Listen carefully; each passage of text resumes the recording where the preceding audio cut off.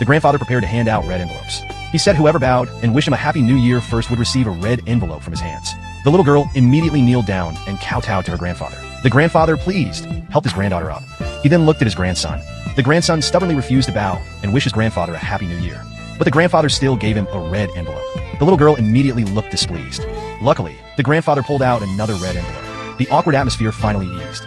Then, the little boy started counting the money inside his red envelope at the dinner table. Seeing dozens of bills, they thought the grandfather was being very generous this year. However, when the little girl opened her red envelope, she found only a single thin bill. This stood in stark contrast to the 20 bills in the little boy's envelope. The woman noticed and gestured to her husband. The husband, however, said that red envelopes were just for luck. There was no need to care about how much money was inside, but the woman felt it was unfair to her daughter. So she immediately raised her concerns. Her mother-in-law explained that the grandson was a boy and would need a lot of money for schooling in the future. Therefore, the grandson should receive a $2,000 red envelope. The granddaughter was a girl, and since she would marry into another family, $100 was already a good amount. At this point, the brother and sister-in-law started criticizing the woman, saying she had no right to complain because she came from another region. The mother-in-law went further to say that she was embarrassed by having a daughter-in-law from outside. She claimed that their friends often made fun of her. In truth, the woman's parents were the wealthiest people in the country. 6 years ago, she had severed ties with her parents to marry her current husband. She didn't take a single penny of dowry.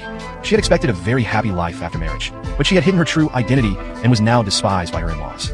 After marriage, she worked hard but received no rewards. Even during her pregnancy, she was expected to cook for the whole family.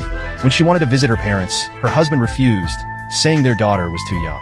Even after 6 years of marriage, her mother-in-law and husband still hadn't allowed her to visit her parents. She had no choice but to endure.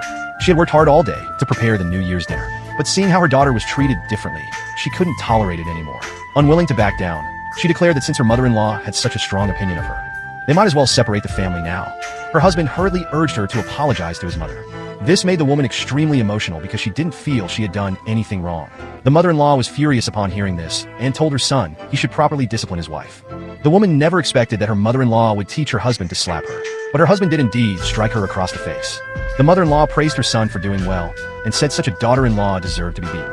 At that moment, the brother and sister-in-law added fuel to the fire, claiming that the woman was causing this scene just to fight for control of the family. The father-in-law warned the woman that she was just an outsider, and it was not her place to be the head of this family. Seeing that everyone was criticizing her, the woman was completely enraged. In her anger, she flipped the dining table. The house was instantly thrown into chaos. The mother-in-law shouted at her, asking if she had gone crazy. The woman replied that if she had gone crazy, it was because they had driven her to it. The mother-in-law even shamelessly said that her son was unlucky to have married her. As she spoke, she tried to take the granddaughter away and force the woman to leave the house alone. Unexpectedly, during the scuffle, the granddaughter was knocked down and injured. She quickly asked her husband to drive their daughter to the hospital.